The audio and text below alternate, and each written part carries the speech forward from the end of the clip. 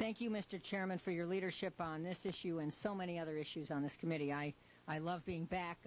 I also enjoy so much serving on this subcommittee and would like to welcome Mr. Stearns to the ranking member position and to say to his predecessor, who just left the room, that we all know he has become a world-renowned expert on efficient light bulbs, and for that reason he needs to be ranking member on the Energy Subcommittee.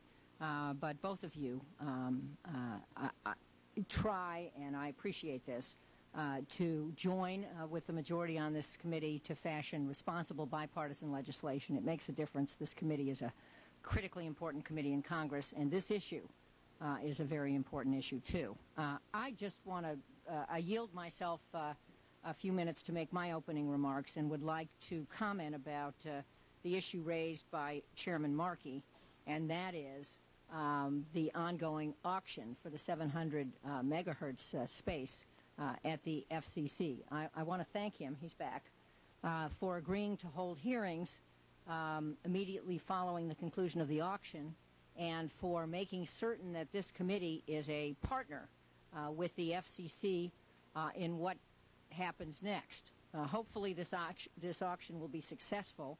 I'm watching closely the D block portion of it because I think the most important reason to do this auction is to make certain that we finally solve our problem with interoperable communications in the event of a terrorist attack or a natural disaster. But nonetheless, it is important that this committee be a player here and that we prevent any change of rules in mid-course should the bids not come in regular fashion, and that we help structure with the FCC something else if the D-block portion of the auction is not successful.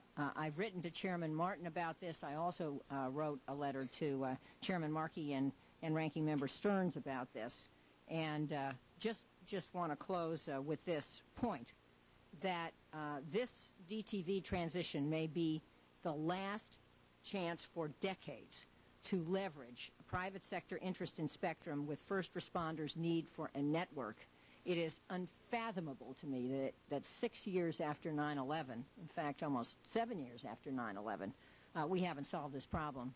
A big piece of the solution is spectrum built out by the private sector to accommodate a range of needs that our first responders have, and some of which they don't even know they have. But this is the place to do it. This is the time to do it. The deadline cannot slip. And as we think about this DTV transition, which is very important, we must think first about making our community safer. So I yield back the balance of my time, and I yield back the chair to Chairman Markey. And thank you all for coming.